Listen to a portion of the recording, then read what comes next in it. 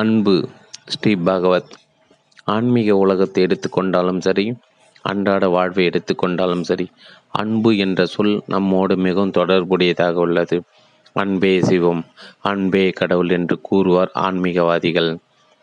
நம்முடைய அன்றாட வாழ்க்கையில் பெற்றோர் தமது குழந்தையிடமும், உறவினர்களும், நண்பர்களும், கணவனும் மனைவியும் ஒருவருக்கொருவர் அன்பை பரிமாறிக்கொள்கின்றனர். இப்படி பரிமாறிக்கொள்வதுதான் அன்பா?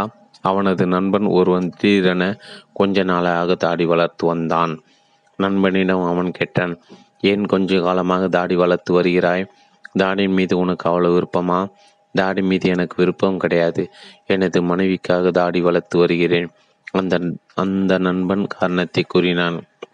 உனது மனைவிக்கு தாடி மீது மிகவும் விருப்பமா? எனது மனைவிக்கு தாடி என்றால் அறவே பிடிக்காது. அதற்காக தான் வளர்க்கிறேன்.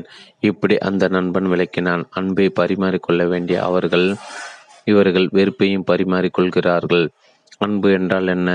அன்பு எதனை குறிக்கிறது? நமது நண்பன் நாம் விரும்பியபடியெல்லாம் நடந்து கொள்கிறான். நமது மனைவி அல்லது கணவன் நமது விருப்பப்படியெல்லாம் நடந்து கொள்கிறார். நமக்குள் அவர்கள் மீது அன்பு ஏற்படுகிறது. இங்கு என்ன ஏற்படுகிறது? அவர்கள் நாம் விரும்பியவாறு நடந்து கொள்வதால் நாம் அவர்களோடு ஒருவித உடன்பாட்டு உணர்வோடு தான் நடந்து கொள்கிறோம். ஒருவர் நமக்கு பிடிக்காத செயல்களில் ஈடுபட்டு வந்தால் அவருடன் நமக்கு இந்த உடன்பாட்டு உணர்வு ஏற்படாது. நமக்கு இந்த உடன்பாட்டு உணர்வு இருக்கும் பட்சத்தில் அடுத்தவர் செய்யும் முரண்பாடான செயல்கள் கூட நமக்கு துன்பத்தை ஏற்படுத்தாது. நமது குழந்தை மீது நாம் மிகுந்த பாசம் கொண்டிருப்பதாக வைத்துக்கொள்வோம். நம் குழந்தை ஒரு அலங்கார பொருளை கீழே தள்ளி உடைத்து விடுகிறது. அதை நாம் பொறுத்து கொள்வோம். அது நமக்கு வேதனை தராது. உடைந்த பொருள் குழந்தைக்கு காயத்தை ஏற்படுத்தாமல் இருந்ததே என சந்தோஷப்படுவோம். இதே செயலை பக்கத்து வீட்டு குழந்தை செய்திருந்தால் அதை நாம் ஏற்றுக்கொள்ள மாட்டோம். அது நம்மை பாதித்துவிடும். நமக்குள் இருக்கும் ஒரு உடன்பாட்டு உணர்வை தான் நாம் அன்பு என்று குறிப்பிடுகிறோம். உடன்பாடு இல்லாதவற்றை முரண்பாடு என்று கூறுகிறோம். முரண்பாடு இருக்கும் இடத்தில் போராட்டம் இருக்கும். உடன்பாடு இருக்கும் இடத்தில் மகிழ்வும் சுதந்திரமும் இருக்கும். சுதந்திரத்தையும் அன்பையும் பிரிக்க முடியாது. இது இப்படிதான் இருக்க வேண்டும், இது இப்படிதான் நடக்க வேண்டும், இவர் இப்படிதான் நடந்து கொள்ள வேண்டும், இவர் இப்படியெல்லாம் நடக்கக்கூடாது. இப்படி நாம் நிர்பந்திப்போமானால் அது அன்பாக இருக்க முடியாது. நாம் அன்பாக இருக்க வேண்டும், அன்பாக நடந்து கொள்ள வேண்டும், இப்படி கூறப்படுகிறது. ஆனால் இப்படிதான் அந்த அன்பை காட்டுவது?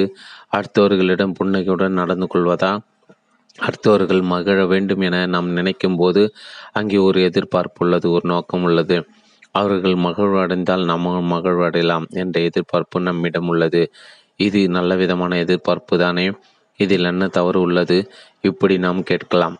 எங்கெல்லாம் எதிர்பார்ப்புகள் உள்ளனவோ அங்கெல்லாம் போராட்டம் வன்முறையும் இருந்தே தீரும். எதிர்பார்ப்புகள் உள்ள இடத்தில் ஏமாற்றங்களும் இருந்தே தீரும். எதிர்பார்ப்புகளும் போராட்டமும் வன்முறையும் இருக்கும் இடத்தில் அன்பு இருக்க முடியுமா? பிறகு அன்பை எப்படி தான் காட்டுவது? அன்பை எப்படி தான் வெளிப்படுத்துவது? அன்பை எவ்வாறு தான் பரிமாறிக்கொள்வது? இதனால் தான் அன்பும் சுதந்திரமும் இணைந்தே பேசப்படுகிறது. ஒன்று நிகழ்வதற்கு நாம் சுதந்திரம் கொடுத்தோமானால் அங்குதான் அன்பு உள்ளது. நிகழ்வுகளுக்கு நமது அனுமதி தேவையில்லை. அவை அனைத்தும் அவையாகவே நிகழ்கின்றன. அவற்றோடு நமது எதிர்பார்ப்பை இணைக்காமல் இருந்தால் போதும். இது இப்படி நடந்தால் எனக்கு பிடிக்கும், இப்படி நடந்தால் எனக்கு பிடிக்காது என நாம் அந்த நிகழ்வுகளின் சுதந்திரத்தில் குறுக்கிடாமல் இருந்தால் போதும். எங்கெல்லாம் சுதந்திரம் செயல்படுகிறதோ அங்கெல்லாம் அன்பின் செயல்பாடு உள்ளது. இறைவனை பற்றி குறிப்பிடும் போது இறைவன் சர்வ சுதந்திரம் என்று கூறப்படுகிறது. சர்வ சுதந்திரன் என்பது எதனை குறிக்கிறது? சூரியன் ஒளி இருக்கிறது. சூரிய ஒளி பயன்படுத்தி நாம் நமது அன்றாட வேலையை செய்கிறோம். குளிர் பிரதேசத்தில் உள்ளவர்கள் சூரிய வெப்பத்தினால் மகிழ்வடைகின்றன. உஷ்ண பிரதேசத்தில் உள்ளவர்கள் சூரிய வெப்பத்தினால் துன்பமடைகின்றன. சூரியனுக்கும் இவற்றில் ஏதான பங்கு உண்டா? அது எந்த பொறுப்புகளும் இல்லாமல் அதுவாக உள்ளது. நாம் அதனை நமது வசதிக்கு பயன்படுத்துகிறோம். வெளிச்சத்தை கொடுத்து செயல்களை ஊக்கப்படுத்துவதோ, உஷ்ணத்தை கொடுத்து சிலரை மகிழ்விப்பதோ மற்றும் சிலரை துன்புறுத்துவதோ அதன் நோக்கம் அல்ல. வெளிச்சத்தை கொடுப்பதும் உஷ்ணத்தை கொடுப்பதும் சூரியனின் இயல்பு. அது அதன் போக்கில் அதுவாக இருக்கிறது. நாம் தான் அதனை நமது வசதிக்கேற்ப பயன்படுத்திக் கொள்கிறோம். எந்த நோக்கமும் இல்லாமல் இயற்கையாக தன்மயமாக இருப்பதே சர்வ சுதந்திரமாக இருப்பது. இறைவன் சர்வ சுதந்திரம் என்று கூறப்படுகிறான். அவனது சாநியத்தில் உலகம் இயங்குகிறது. அவன் எதையும் இயக்குவதில்லை. இப்படி இறைவனை பற்றி கூறப்படுகிறது. நம்மை சுற்றி எத்தனையோ நிகழ்ச்சிகள் நடக்கின்றன. அந்த நிகழ்ச்சிகள் நமக்கு பிடிக்காதவையாக இருக்கலாம். ஆனால் அந்த நிகழ்ச்சிகளில் நாம் காரணமல்ல. சிலர் மாமியாரை குறை கூறுகின்றன அல்லது மாமனாரை குறை கூறுகின்றன. சிலர் மருமகளை குறை கூறுகின்றன. மக்கள் மனைவியை குறை கூறுகிறார், மனைவி கணவனை குறை கூறுகிறார். ஒவ்வொருவரும் அவரவர் இயல்புபடி செயல்படுகின்றனர். ஆனால் மற்றவர்கள் செயல் நமக்கு பிடிப்பதில்லை. அவர்களை குற்றம் சுமத்துகிறோம், அவர்களோடு சண்டையிடுகின்றோம். அவர்களோடு நாம் எவ்வாறு நடந்து கொள்வது, அவர்களை நாம் எவ்வாறு எதிர்கொள்வது? ஒரு வேண்டுமென்று தவறாக நடந்து கொள்ளலாம் அல்லது அவரை அறியாமல் நடந்து கொள்ளலாம். எந்த நோக்கமும் இல்லாமல் இயற்கையாக தன்மயமாக இருப்பது சர்வ சுதந்திரமாக இருப்பது. இறைவன் சர்வ சுதந்திரம் என்று கூறப்படுகிறான். அவனது சாநியத்தில் உலகம் இயங்குகிறது. அவன் எதையும் இயக்குவதில்லை. இப்படி இறைவனை பற்றி கூறப்படுகிறது. நம்மை சுற்றி எத்தனையோ நிகழ்ச்சிகள் நடக்கின்றன. அந்த நிகழ்ச்சிகள் நமக்கு பிடிக்காதவையாக இருக்கலாம். ஆனால் அந்த நிகழ்ச்சிகள் நாம் காரணமல்ல. சிலர் மாமியாரை குறை கூறுகின்றனர் அல்லது மாமனாரை குறை கூறுகின்றனர். சிலர் மகளை குறை கூறுகின்றனர். கணவன் மனைவியை குறை கூறுகிறார், மனைவி கணவனை குறை கூறுகிறார். ஒவ்வொருவரும் அவரது இயல்புபடி செயல்படுகின்றன. ஆனால் மற்றவர்களது செயல் நமக்கு பிடிப்பதில்லை. அவர்களை குற்றம் சுமத்துகிறோம், அவர்களோடு சண்டையிடுகின்றோம். அவர்களோடு நாம் எவ்வாறு தான் நடந்து கொள்வது, அவர்களை நாம் எவ்வாறு எதிர்கொள்வது? ஒருவர் வேண்டுமென்றே தவறாக நடந்து கொள்ளலாம் அல்லது அவரை அறியாமல் அவ்வாறு நடந்து கொள்ளலாம். அவருடைய செயலுக்கு அவர் மட்டுமே பொறுப்பு, நாம் பொறுப்பல்ல. அவர் எப்படி தான் நடந்து கொள்ள வேண்டும், எப்படி நடந்து கொள்ளக்கூடாது என நாம் விரும்பும்போது அவர் எப்படி நடந்து கொள்ள வேண்டும் என்ற பொறுப்பை நாம் எடுத்துக்கொள்கிறோம். ஒரு புலியை அதன் வன்முறையோடு சேர்த்து நாம் ஏற்றுக்கொள்கிறோம். அது பசி போலவும் மானை போலவும் மென்மையாக செயல்பட வேண்டும் என்று எதிர்பார்ப்பதில்லை.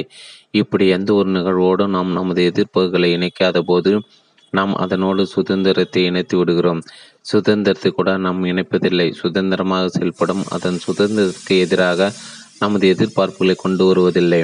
நமது மாமியாரோ அல்லது மருமகளோ, நமது கணவரோ அல்லது மனைவியோ இப்படி நமக்கு பிடிக்காதவாறு நடந்து கொள்கிறார், நம்மை திட்டி விடுகிறார் என்றே வைத்துக்கொள்வோம். அது நம் மனதில் தைத்து விடுகிறது. நம் மனம் வேதனைப்படுகிறது. நமக்கு ஏற்படும் மனவேதனை எப்படி ஏற்படுகிறது? அவர் நம்மை திட்டிவிட்டார். அவர் திட்டும்போது நம் வேதனைப்படுவதுதான் சரியானது. ஆகவே வேதனைப்பட்டு தான் ஆக வேண்டும் என்று நாம் முடிவு செய்து நமக்குள் மனவேதனை கொண்டு வருகிறோமா? அல்லது அவர் திட்டும்போது நம்மை அறியாமல் நமக்கு மனவேதனை ஏற்படுகிறதா? நமக்குள் ஏற்பட்ட மனவேதனைக்கு நாம் பொறுப்பல்ல. அது நம்மை அறியாமல் நமக்குள் ஏற்பட்டுள்ளது. நமக்குள் ஏற்பட்ட வேதனையிலிருந்து விடுபட வேண்டும் என எண்ணும்போதுதான் நாம் பொறுப்பை எடுத்துக்கொள்ள ஆரம்பிக்கின்றோம். நம் மனம் எப்படி செயல்பட வேண்டும், எப்படி செயல்படக்கூடாது என்று பொறுப்பை எடுத்து விடுகின்றோம். அதன் சுதந்திரமான இயக்கத்தில் தலையிட்டு விடுகின்றோம். இறைவன் சர்வ சுதந்திரம் என கூறப்படுவதை பார்த்தோம். இறைநிலையும் சுதந்திரத்தையும் பிரிக்க முடியாது. நிகழ்வுகளின் சுதந்திரத்தை நாம் ஏற்றுக்கொள்ளும் போது அந்த நிகழ்வுகளோடு தெய்வீகமும் இணைந்து கொள்கிறது. அது அகமாயனும் சரி, புறமாயனும் சரி, சுதந்திரம் மட்டுமே அனைத்தையும் தெய்வீகமாக்குகிறது. அனைத்துமே தூய்மையாக்குகிறது, புனிதமாக்குகிறது. இந்த சுதந்திரம் எப்படி செயல்படுகிறது? தீவிரவாதி ஒருவன் துப்பாக்கியால் மக்களை கொண்டு குவிக்கிறான். அவனுடைய செயலை எப்படி அங்கீகரிப்புதான் சுதந்திரமா? ஒரு புலி வன்முறையோடு நடந்து மான் ஒன்றை கொள்கிறது. புலி அதன் வன்முறையோடு ஏற்றுக்கொள்வது என்பதுதான் அதன் வன்முறைக்கு பலியாவது என்பதல்ல. நம் மீது ஒருவர் வன்முறை காட்டுகிறார் என்றால் அந்த வன்முறையிலிருந்து தப்பித்துக் கொள்வது என்பது சுதந்திரக்கு எதிரானது அல்ல. அவர் அப்படி செயல்படக்கூடாது, அவர் அப்படி செயல்படுவது சரியானது அல்ல என்று அவரை குற்றஞ்சாட்டுவதுதான் சுதந்திரக்கு எதிரானதாகும். அவரை குற்றஞ்சாட்டக்கூடாது என்பது சரியானதா? அவரது நடவடிக்கைகள் நியாயமானதா? எவர் வேண்டுமானாலும் எப்படி வேண்டுமானாலும் செயல்பட்டு விட்டு போக வேண்டியதானே? நியாயத்துடனும் தர்மத்துடனும் செயல்பட வேண்டிய அவசியம் இல்லையா? நியாயத்துடனும் தர்மமுடன் செயல்பட வேண்டிய ஒருவருடைய தனிப்பட்ட கடமை. அதமரத்துடன் வாழ்வர்களிடமிருந்தும் அவர்களது அடாத செயல்களிலிருந்தும் நம்மையும் நம்மை சார்ந்தவர்களையும் நமது உடைமைகளும் காத்து கொள்ள வேண்டியது நமது கடமை. அவர்களை நெறிப்படுத்த வேண்டிய நமது பிரதான கடமை அல்ல. நமக்கு தெரிந்த ஒருவர் நாகரிகமற்ற வார்த்தைகளை நம்மை திட்டியவாறு தனது அருகே வருமாறு நம்மை அடைக்கிறார். அவருடைய வார்த்தைகள் நம் மனதை புண்படுத்துகின்றன. பதிலுக்கு அவரை திட்டி அவமானப்படுத்த வேண்டும் என்ற நோக்கில் அவரை நெருங்குகின்றோம். அருகே சென்று பார்க்கும்போது அவர் நல்ல குடி போதில் இருப்பது தெரிகிறது. அவரை திட்டி என்ன பிரயோஜனம்? குடிகாரர் எப்படி செயல்பட வேண்டும் என்ற நெறிமுறைகளை வகுக்க முடியுமா? பைத்தியக்காரன் எப்படி எப்படி நடந்து கொள்ள வேண்டும் என்ற நெறிமுறைகளை வகுக்க முடியுமா? அவர்களுடைய குற்றங்குறைகளோடு அவர்களை முழுமையாக ஏற்றுக்கொள்வது தான் அவர்களை முழுமையாக ஏற்றுக்கொள்வதாகும். அவர்களுக்கு சுதந்திரம் வழங்குவதாகும். சுதந்திரத்தின் பிரதான பகுதி, அன்பினுடைய பிரதான பகுதி நமது மன இயக்கம்தான். நமக்கு ஏற்படும் மன உணர்ச்சிகளுக்கு முழு அங்கீகாரமும் முழு சுதந்திரம் கொடுப்பதுதான் முக்கியமானது. நமது மன உணர்ச்சிகள் யாவும் நமக்குள் ஏற்படும் ரியாக்ஷன், எதிர்விளைவுகளை மட்டுமே. அவற்றை சீரமைக்க வேண்டிய அவசியம் எதுவும் நமக்கு இல்லை. அங்கு நமக்கு எந்த வேலையும் இல்லை. நமது உணர்ச்சிகள் எவையும் நமது அனுமதி பெற்று கொண்டு வருவதில்லை. அவையாக வந்து அவையாக மறைந்து விடுகின்றன. ஆனால் நாம் அவற்றின் மீது ஏறி சவாரி செய்து விடுகிறோம். ரோட்டில் நாம் நின்று கொண்டு இருப்போமானால் ஆட்டோக்கள் பல வரதான் செய்யும். அப்படி வரும் ஆட்டோவை நிறுத்தி நாம் ஏறிக்கொண்டால் என்னவாகும்? ஆட்டோ டிரைவர் நம்மை கேட்பார், எங்கே போக வேண்டும் என்று. நீயும் ஆட்டோவும் இல்லாத இடத்துக்கு கூட்டி போ என்று நாம் அவருக்கு பதில் கொடுத்து விடுகிறோம். அப்படி என்றால் என்ன பொருள்? கவலையின் மீது ஏறிக்கொண்டு கவலை இல்லாத இடத்துக்கு போக முயற்சி செய்கிறோம். கவலைக்கு முழு சுதந்திரம் கொடுப்போமாயின் அது தானாகவே மறைந்து விடுகிறது.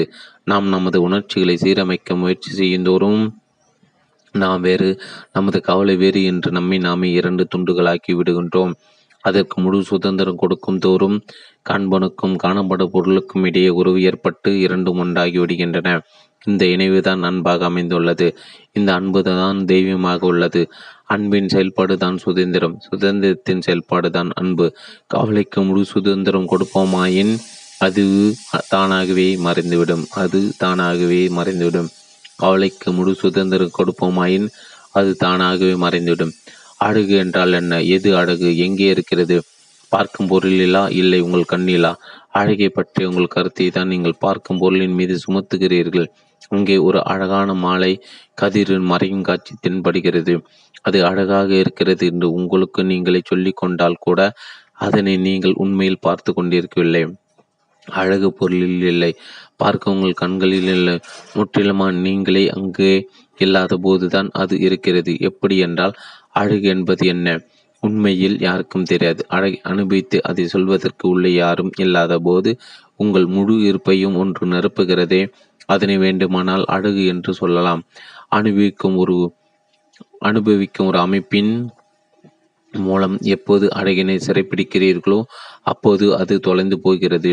ஜே. கிருஷ்ணமூர்த்தி, ஜே.கே.உடன் நடந்த உரையாடலிருந்து.